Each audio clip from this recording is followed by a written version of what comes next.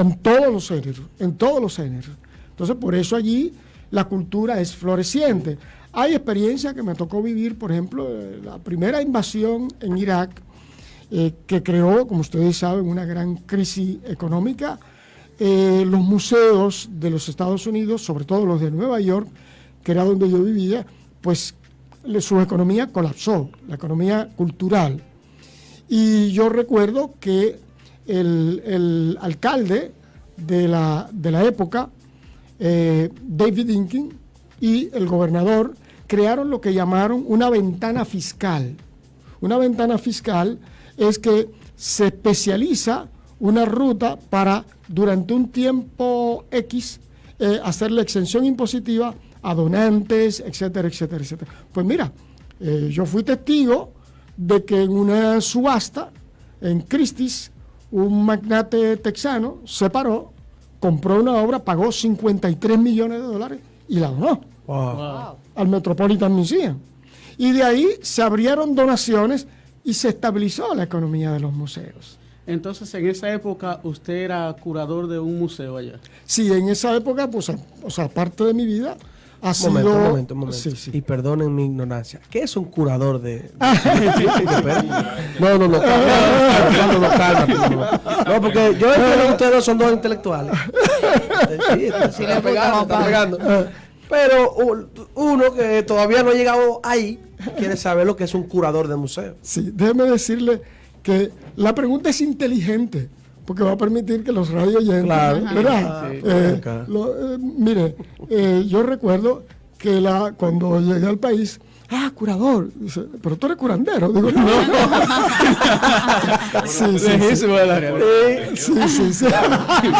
Ay, qué malo.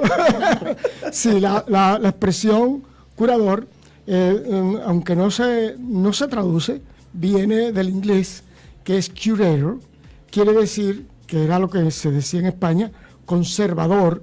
Es una persona que tiene la autoridad intelectual, técnica y moral y psicológica para a los artistas, no importa el género, pero de manera específica en las artes plásticas y visuales, de toda su producción que ha hecho, porque dicen que todos los hijos son hermosos, de toda su producción, determinar cuáles tienen las calidades y las características para, como dicen los norteamericanos, instalar un show. Es decir, ellos le llaman a una exposición de arte un show. Entonces... una especie de filtro. Sí, así es. Es como una maquinaria calificadora. Exacto. Era el juez que decía, esta obra puede... Exactamente. Wow. La expresión curator empezó a utilizarse ya en el último cuarto del siglo XX. Alcanzó un impacto y una notoriedad global que algunos curadores encontraron tanto apoyo social y económico de las ONG y de los museos que se alocaron y pretendieron suplantar a los artistas. Ya eso ha cambiado. Yo no vengo de esa escuela, he sido un poco más moderado.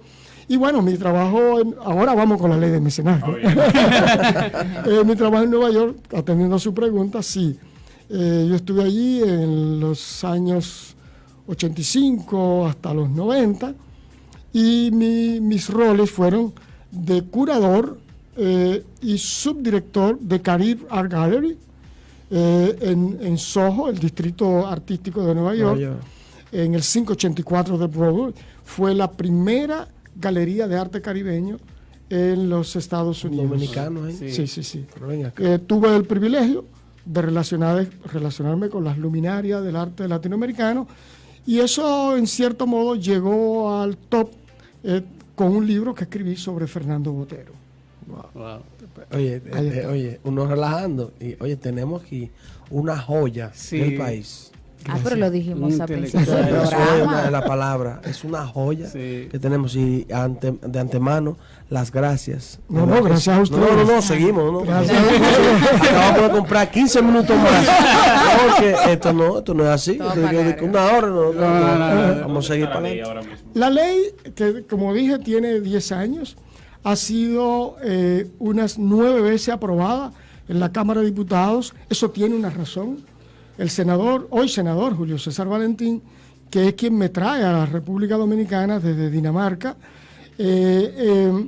creó en la Cámara de Diputados una experiencia sobre el valor de la cultura.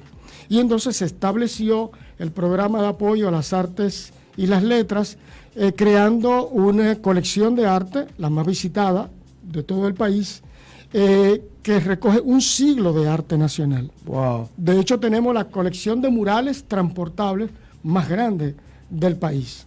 Y hay 2 programas, uno de visitas guiadas para estudiantes y profesores, que está a cargo del Departamento de Representación, y una de visitas guiadas especiales, que es para dignatarios, jefes de Estado, diplomáticos. Esa la manejo yo personalmente, como equipo, que es a donde ustedes van a ser invitados. Ahí yo iba.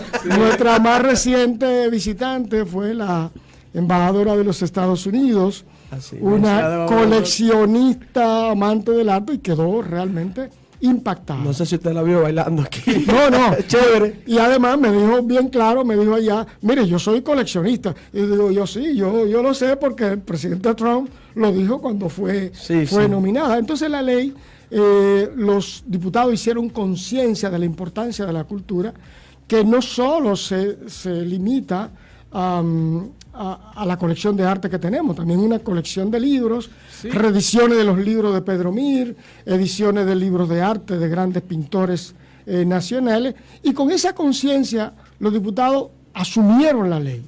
Incluso Valentín editó el libro de Apeco. Así es, lo pusimos aquí a circular en el Centro León de una manera impresionante. Entonces el ex diputado Manuel Jiménez, intelectual, cantante, autor de alcance global, presidía la Comisión Permanente de Cultura para esa época, y entonces él asumió la dirección de la ley. Tuve el privilegio de ser de los redactores de la ley, junto con el hoy viceministro de Cultura, Carlos Santos. Para esta ley nosotros hemos traído al país, gracias al diputado Ito Bisonó, al exministro de Cooperación de España, bueno, y se han hecho múltiples foros, he editado montones de conferencias aquí en Santiago, en otras partes del país, y entonces ya la ley está, que es la buena noticia, la ley está aprobada por la Cámara de Diputados y sometida al Senado de la República, y la pasada semana aprobada en el Senado de la República. Hay que mencionar antes de también a Lucía Alba, que fue quien nos dio la llamada de alerta, ¿verdad?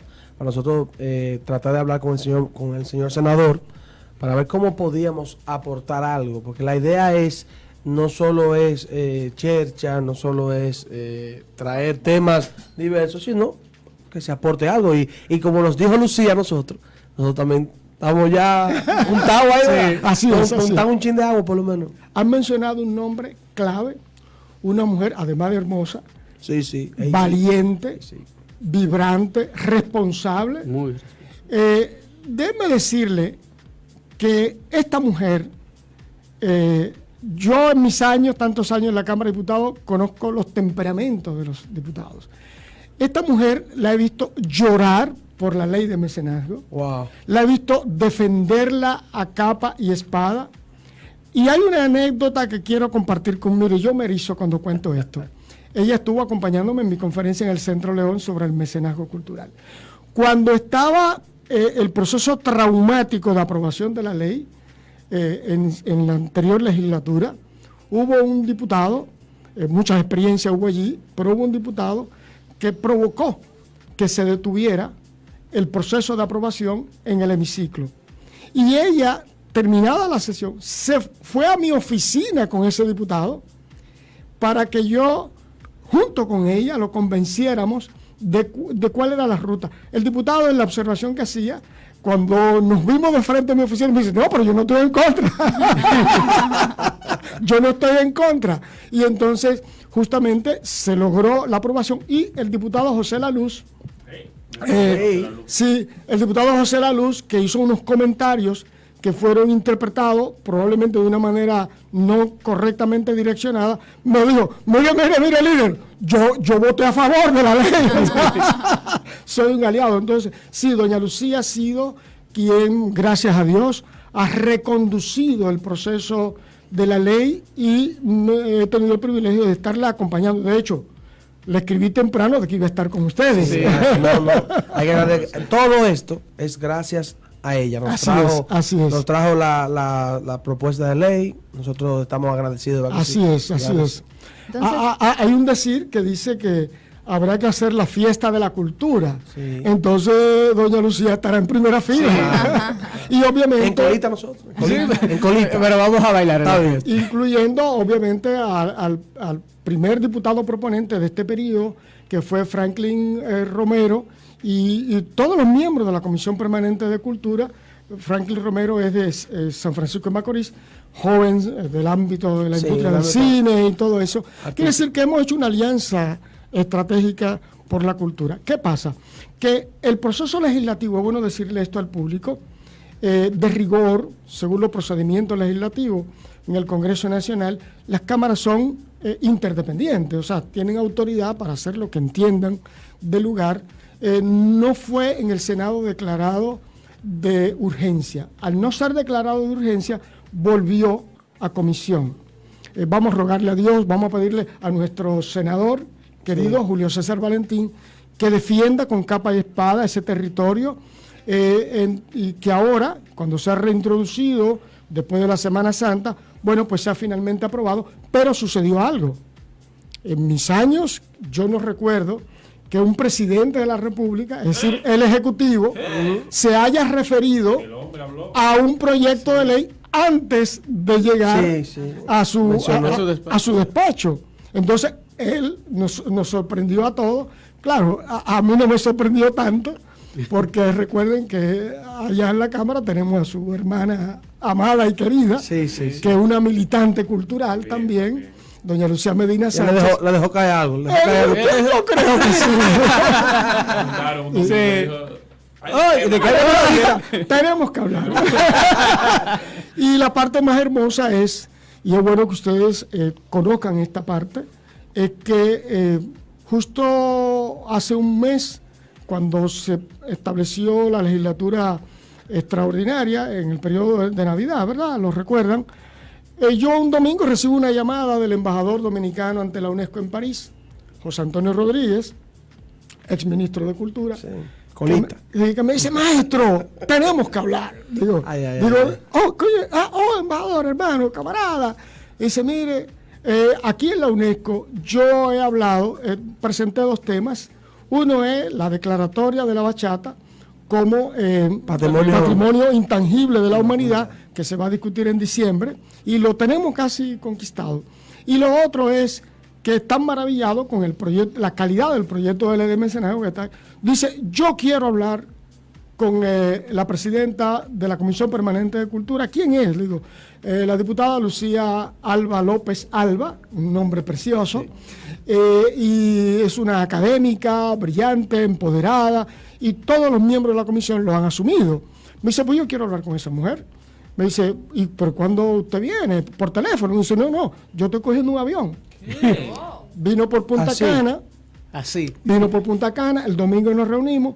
Fue un baratón lograr reunir. Llamo a doña Lucía y vaya sorpresa, que cuando estamos allá en el salón, en pleno, con todos los diputados miembros de la Comisión Permanente de Cultura, más una parte de la Comisión Permanente de Relaciones Exteriores, una lluvia de periodistas allí, él acompañado de Ivette Marichal, la directora de la DG Cine. Bueno, pues él está declarando la importancia del mecenazgo y todo aquello y todo eso. Y entonces ya él como ministro había dicho, si no se aprueba la ley, yo voy a hacer un meeting frente al Congreso. Pero ¿qué pasa? Que yo le comunico al señor presidente Radamés Camacho Cuevas que hay que reconocer que asumió, como también la asumieron los otros presidentes que la aprobaron. El presidente Maldonado, Rubén Darío Maldonado, el presidente Abel Martínez. Es decir, ha sido una cadena de aprobación sostenida. Pues yo llamo al despacho y le digo al jefe de gabinete, digo, mire, está pasando esto.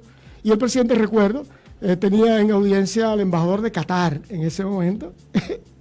Y sucedió un protocolo